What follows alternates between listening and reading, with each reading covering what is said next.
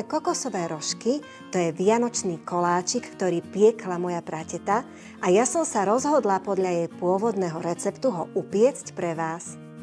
Na fúkané rožky potrebujeme 200 g strúhaného kokosu alebo 250 g mletých vlašských orechov, 250 g polohrubej múky, 400 g práškového cukru, 1 lyžičku prášku do pečiva, 250 g masla.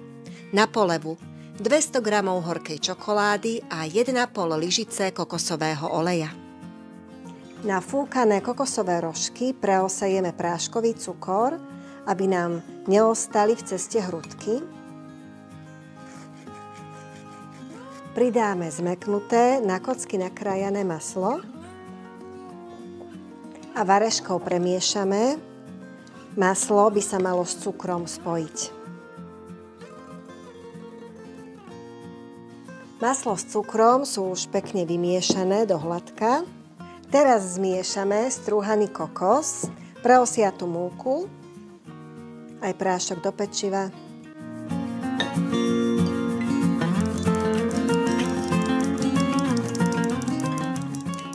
Premiešame.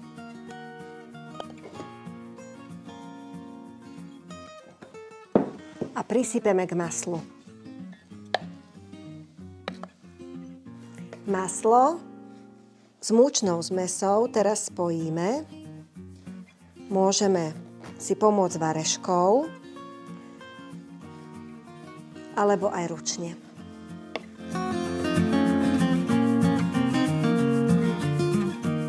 Ku koncu prípravy cesta vždy použijem aj ručné tvarovanie. Je to potom rýchlejšie.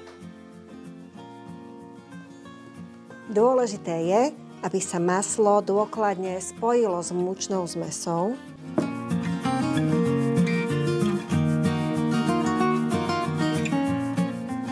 Cesto sa stále trošku drobí, ale to nie je na škodu. Budeme ho teraz vtláčať do formičiek.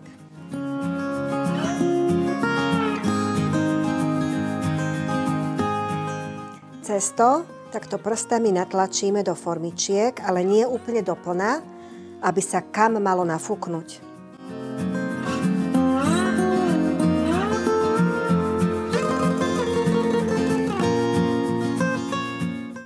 Rožteky pečieme v rúre vyhriatej na 170 stupňov Celzia asi 10 minút do zlatista. Pozor, musia byť však stále svetlé, nesmú zhnednúť.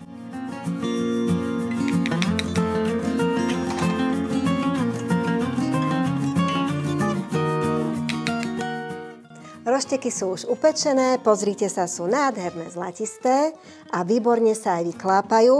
Odporúčam ich hneď potom, ako ich vyberiete z rúry, nechať ich trošku vychladnúť, ale treba ich vyklápať z formičiek ešte teplé.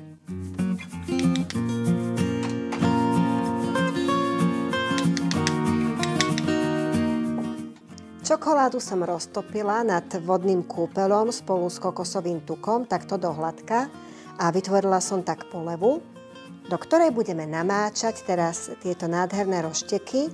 Vždy namočíme jeden konček, necháme odkvapkať, potom ešte namočíme aj druhý konček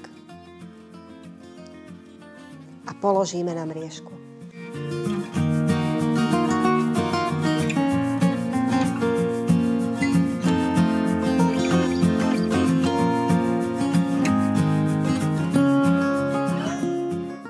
Fúkané kokosové rožky nádherne rozvoniavajú a vo vnútri sú takéto duté, preto sú také jemnučké a chrumkavé a odporúčam vám ich upiecť nie len na Vianoce, ale aj na Veľkú noc alebo dokonca aj na iné sviatky. Teším sa na vás opäť vo štvrtok o 18:00 tu na mojom YouTube kanáli Medové motúzy.